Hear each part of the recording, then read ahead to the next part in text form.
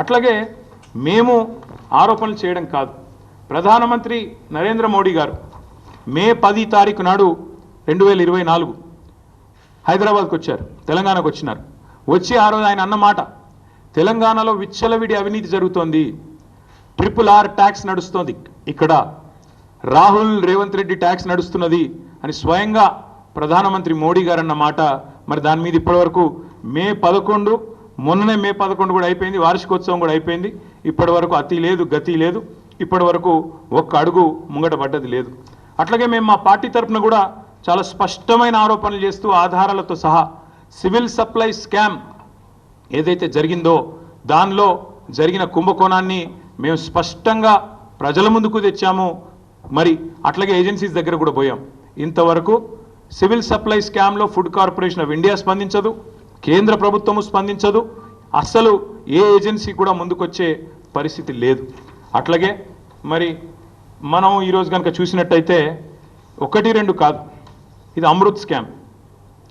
అమృత్లో రేవంత్ రెడ్డి గారి బావమరిది company Shodha constructions అనే కంపెనీకి మరి సృజన్ రెడ్డి గారు అనే వ్యక్తికి ఆయన కంపెనీకి అర్హతలు లేకపోయినా, ఆయన కంపెనీకి ఫైనాన్షియల్ కేపబిలిటీ లేకపోయినా 1137 కోట్ల వర్క్ ఇచ్చారు అని మేమేదైతే ఆరోపణ చేశామో ఆధారాలతో సహా స్వయంగా కేంద్ర మంత్రి మనోహర్ లాల్ ఖట్టర్ గారిని కలిసి ఆరోపణలతో సహా ఆధారాలతో సహా వారికి డీటెయిల్డ్ నోట్ కూడా ఇచ్చొస్తే ఇప్పటి వరకు కనీసం ఒక్క మాట కాదు కదా, ఒక్కటంటే ఒక్క అడుగు కూడా ముంగట పడలేదు.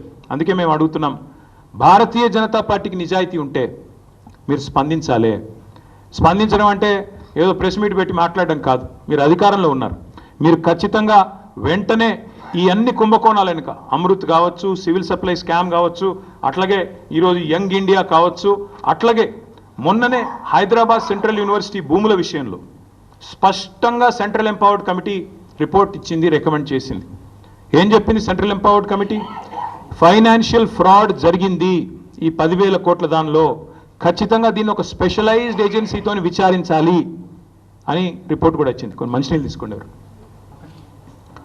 స్పష్టంగా అంత స్పష్టంగా ఇస్తే కూడా ఇప్పటి వరకు మిగతా అన్ని విషయాల్లో మెరుపు వేగంతో స్పందించే ఏజెన్సీలు మరి ఇక్కడ ఎందుకు స్పందించట్లేదు? మేము ఖచ్చితంగా ఈ విషయంలో మేము తెలంగాణ ప్రజలకు కూడా ఒకటి అప్పీల్ చేస్తూ ఉన్నాం.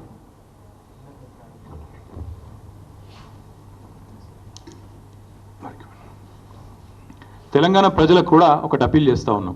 ఇక్కడ ఎవరితో కుమ్మక్కు అవుతున్నారో దయచేసి అర్థం చేసుకోండి. అమృత్ కుంభకోణంలో రేవంత్ రెడ్డి గారి బావమరిది వ్యవహారం ఉండి కూడా రేవంత్ రెడ్డిని కాపాడుతున్నది కేంద్ర ప్రభుత్వం. ఆర్ఆర్ ట్యాక్స్ అని చెప్పి స్వయంగా ప్రధానమంత్రి ఆరోపణ చేసి ఇక్కడ బిల్డర్ల దగ్గర 200 రూపాయలు స్క్వేర్ ఫీట్కి వసూలు చేస్తున్నా ఇప్పటి వరకు ఉల్కకుండా పలకకుండా ఉన్నది కేంద్ర ప్రభుత్వం. అట్లాగే సివిల్ సప్లై స్కామ్లో ఈ ప్రభుత్వాన్ని కాంగ్రెస్ను కాపాడుతున్నది కేంద్ర ప్రభుత్వం. సెంట్రల్ ఎంపవర్డ్ కమిటీ రికమెండేషన్ ఇచ్చిన తర్వాత కూడా మీరు వెంటనే ఈ ఫైనాన్షియల్ ఫ్రాడ్ను సెంట్రల్ యూనివర్సిటీ కంచెగచ్చిబౌలి భూముల్లో చర్య తీసుకోండి అని ఎంపవర్డ్ కమిటీ చెప్పిన తర్వాత కూడా ఇప్పటికీ ఉలకకుండా పలకకుండా ఉన్నది కేంద్ర ప్రభుత్వం. మరి ఈరోజు ఈ విషయంలోనన్నా నేషనల్ హెరాల్డ్ విషయంలోనన్నా స్పందిస్తారో లేదో మేము కూడా చూస్తాం.